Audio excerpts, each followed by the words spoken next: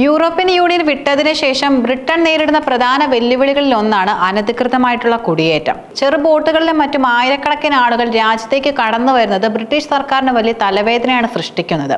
ഈ പ്രതിസന്ധിക്ക് പരിഹാരം കാണാൻ ബ്രിട്ടൻ ഫ്രാൻസുമായി ഒപ്പുവെച്ച വൺ ഇൻ വൺ ഔട്ട് എന്ന പുതിയ കരാർ അന്താരാഷ്ട്ര നയതന്ത്രത്തിൽ ഒരു പുതിയ അധ്യായം തുറന്നിരിക്കുന്നു.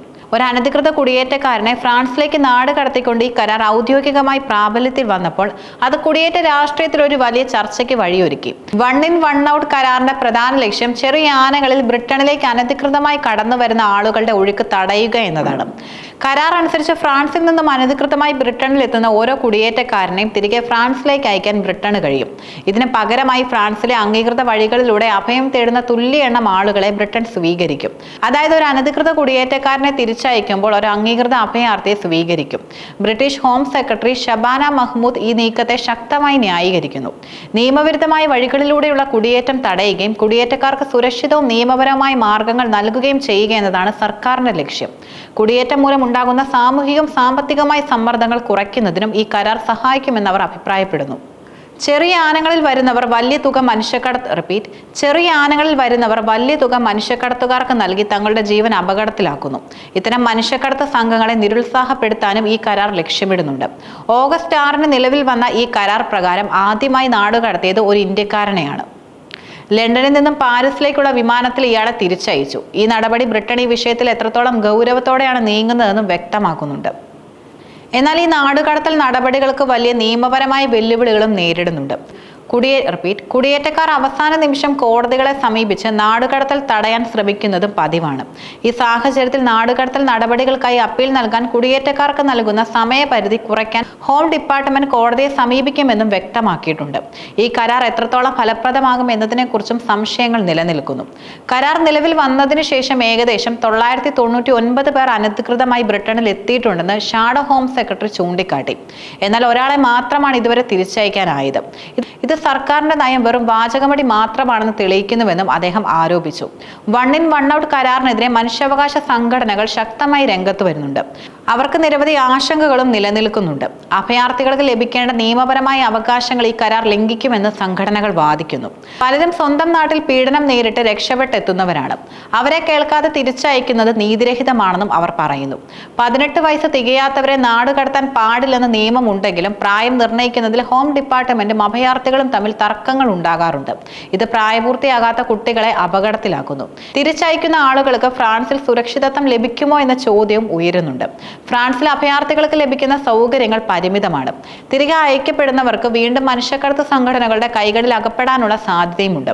കഷ്ടപ്പാടുകൾ സഹിച്ചെത്തുന്ന മനുഷ്യരോട് സർക്കാർ കാണിക്കുന്ന മനുഷ്യത്വരഹിതമായ സമീപനമാണ് ഈ കരാർ എന്ന് വിമർശകർ ആരോപിക്കുന്നു. യൂറോപ്യൻ യൂണിയന്റെ ഭാഗമല്ലാതിരുന്നിട്ടും ഫ്രാൻസുമായി ബ്രിട്ടൻ ഉണ്ടാക്കിയ ഈ കരാർ യൂറോപ്പിന്റെ കുടിയേറ്റ നയങ്ങളെയും സ്വാധീനിച്ചേക്കാം. യൂറോപ്പിലെ മറ്റ് രാജ്യങ്ങളും കുടിയേറ്റം നിയന്ത്രിക്കാൻ സമാനമായ നടപടികൾ സ്വീകരിക്കാനുള്ള സാധ്യതയുണ്ട്. എങ്കിലും ഈ കരാറിന് ചില വെല്ലുവിളികളും നിലനിൽക്കുന്നുണ്ട്. ഒന്നാമതായി നാടുകടത്തൽ നടപടികൾക്ക് കോടതിയിൽ നിന്ന് നിരന്തരമായ തടസ്സങ്ങൾ നേരിടാൻ സാധ്യതയുണ്ട്. രണ്ടാമതായി കരാർ പ്രകാരം തുല്യ എണ്ണം ആളുകളെ ബ്രിട്ടൻ സ്വീകരിക്കേണ്ടതുണ്ട്. ഇത് പുതിയ അഭയാർത്ഥികൾക്ക് വഴിയൊരുക്കും. മൂന്നാമതായി ഇത് യൂറോപ്യൻ യൂണിയനിലെ രാജ്യങ്ങളുമായി കൂടുതൽ സംഘർഷങ്ങൾക്ക് കാരണമായേക്കാം. ബ്രിട്ടന്റെ ഈ പുതിയ നയം മറ്റ് രാജ്യങ്ങളുമായി സമാനമായ കരാറുകൾ ഉണ്ടാക്കുന്നതിനുള്ള ഒരു സാധ്യത തുറന്നിടുന്നു. സിറിയ, എറിത്രിയ, സുഡാൻ പോലുള്ള രാജ്യങ്ങളിൽ നിന്നുള്ളവർക്കാണ് ബ്രിട്ടനിൽ കൂടുതൽ അഭയം ലഭിക്കുന്നത്. ഈ രാജ്യങ്ങളുമായി താരതമ്യം ചെയ്യുമ്പോൾ ഇന്ത്യയിൽ നിന്നുള്ളവർക്ക് അഭയം ലഭിക്കുന്നത് വളരെ കുറവാണ്. ഇന്ത്യയിൽ നിന്നുള്ള ഒരു വ്യക്തിയെ ആദ്യമായി നാടുകടത്തിയത് അനധികൃത മാർഗങ്ങളിലൂടെ ബ്രിട്ടനിലേക്ക് ആര് വന്നാലും കർശന നടപടികൾ നേരിടേണ്ടി വരുമെന്ന സന്ദേശമാണ് നൽകുന്നത്. ചുരുക്കത്തിൽ വൺ ഇൻ വൺ ഔട്ട് കരാർ ബ്രിട്ടീഷ് സർക്കാരിന്റെ കുടിയേറ്റ വിരുദ്ധ നയങ്ങളുടെ ശക്തമായ പ്രകടനമാണ്. ഇത് നിയമപരവും രാഷ്ട്രീയമായ വെല്ലുവിളികൾ നേരിടുമ്പോൾ തന്നെ കുടിയേറ്റം നിയന്ത്രിക്കാൻ സർക്കാർ എത്രത്തോളം പ്രതിജ്ഞാബദ്ധമാണെന്നും വ്യക്തമാക്കുന്നു. എന്നാൽ ഈ കരാറിന്റെ യഥാർത്ഥ വിജയം ഭാവിയിൽ എത്രത്തോളം ആളുകളെ തിരിച്ചയക്കുന്നു എന്നതിനെ ആശ്രയിച്ചിരിക്കും. അതേസമയം മനുഷ്യാവകാശ സംഘടനകളുടെ വാദങ്ങളും കോടതികളുടെ ഇടപെടലുകളും ഈ നയത്തിന്റെ ഭാവി നിർണ്ണയിക്കുന്നതിൽ ഒരു പ്രധാന പങ്ക് വഹിക്കുമെന്നതും ഉറപ്പാണ്. ബ്രിട്ടനും ഫ്രാൻസും തമ്മിലുള്ള വൺ ഇൻ വൺ ഔട്ട് കരാർ പോലുള്ള പുതിയ കുടിയേറ്റ നിയമങ്ങൾ ഇന്ത്യക്കാരെയും സാരമായി ബാധിച്ചേക്കാം. ഈ കരാർ പ്രകാരം അനധികൃതമായി ബ്രിട്ടനിലേക്ക് കടക്കുന്ന ആദ്യ വ്യക്തി ഒരു ഇന്ത്യക്കാരനാണ്. ഇത് ഇന്ത്യയിൽ നിന്നുള്ള അനധികൃത കുടിയേറ്റക്കാർക്ക് ഒരു ശക്തമായ മുന്നറിയിപ്പാണ് നൽകുന്നത്. സാധാരണയായി ഇന്ത്യയിൽ നിന്ന് രാഷ്ട്രീയപരമായ അഭയം തേടുന്നവരുടെ എണ്ണം വളരെ കുറവാണ്. ബ്രിട്ടനിലേക്കോ മറ്റ് യൂറോപ്യൻ രാജ്യങ്ങളിലേക്കോ അനധികൃതമായി കുടിയേറുന്ന ഇന്ത്യക്കാർ പ്രധാനമായും മെച്ചപ്പെട്ട സാമ്പത്തിക അവസരങ്ങൾ തേടിയെത്തുന്നവരാണ്. 1 in 1 ഔട്ട് പോലുള്ള നിയമങ്ങൾ ഈ സാമ്പത്തിക കുടിയേറ്റത്തെ ശക്തമായി തടയാൻ ലക്ഷ്യമിടുന്നു. അനധികൃതമായി രാജ്യത്തേക്ക് കടക്കുന്നവരെ പിടികൂടുകയും വേഗത്തിൽ തിരിച്ചയക്കുകയും ചെയ്യുമ്പോൾ വലിയ തുക മുടക്കി യൂറോപ്പിലേക്ക് പോകാൻ ശ്രമിക്കുന്ന ഇന്ത്യക്കാർക്ക് അത് വലിയ സാമ്പത്തിക നഷ്ടമുണ്ടാക്കും. മാത്രമല്ല, കുടിയേറ്റ നിയമങ്ങൾ കർശനമാക്കുന്നത് ഇന്ത്യക്കാർക്ക് ബ്രിട്ടനിലോ മറ്റ് യൂറോപ്യൻ രാജ്യങ്ങളിലോ ജോലി നേടാനും സ്ഥിരതാമസമാക്കാനും കൂടുതൽ ബുദ്ധിമുട്ടുകൾ സൃഷ്ടിച്ചേക്കാം. ഇത് നിയമപരമായ മാർഗങ്ങളിലൂടെ കുടിയേറാൻ ആഗ്രഹിക്കുന്നവരെയും പരോക്ഷമായി ബാധിച്ചേക്കാം. അതുകൊണ്ട് ഇത്തരം കടുത്ത കുടിയേറ്റ നിയമങ്ങൾ ഭാവിയിൽ ഇന്ത്യയിൽ നിന്നുള്ള കുടിയേറ്റ പ്രവണതകളെയും യാത്രാ രീതികളെയും സ്വാധീനിക്കാനുള്ള സാധ്യതയുമുണ്ട്.